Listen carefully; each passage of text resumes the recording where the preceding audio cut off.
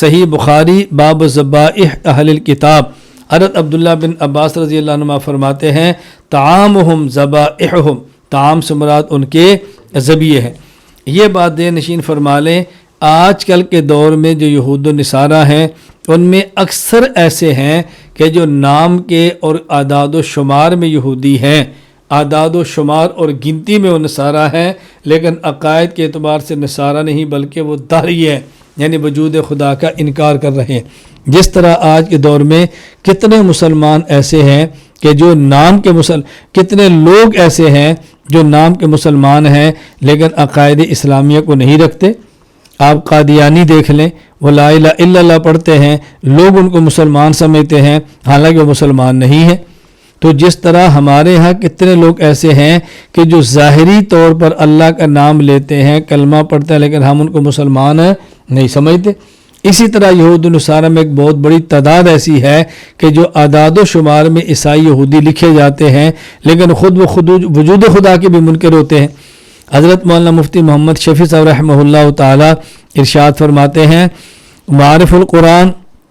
جلد نمبر 4 صفحہ 48 پہ آج کل یورپ کے عیسائیوں اور یہودیوں میں ایک بہت بڑی تعداد ایسے لوگوں کی ہے جو اپنی مردم شماری کے اعتبار سے یہودی یا نصرانی کہلاتے ہیں، مگر در حقیقت وہ خدا کے وجود کے منکر ہوتے ہیں اور کسی مذہب کے قائل نہیں ہوتے، نہ تورات کے نہ انجیل کے، نہ انجیل کو خدا کی کتاب مانتے ہیں، نہ حضرت موسیٰ علیہ السلام عیسیٰ علیہ السلام کو اللہ کا نبی اور پیغمبر تسلیم کرتے ہیں۔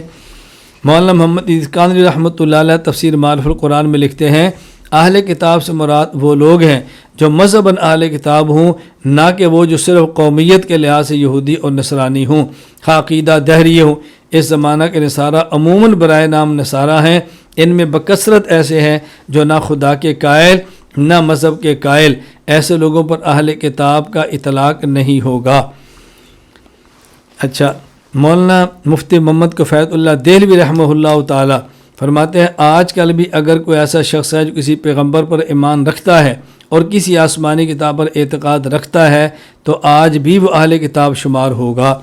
کفایت المفتی مزید فرماتے ہیں، موجودہ زمانے کے اعتبار سے موجودہ زمانہ کے یہود و نصارہ جو حضرت موسیٰ علیہ السلام یا حضرت عیسیٰ علیہ السلام کو پیغمبر اور تورات یا انجیل کو آسمانی کتاب مانتے ہوں، اہل کتاب ہیں، خواہ تثلیث کے قائل ہوں۔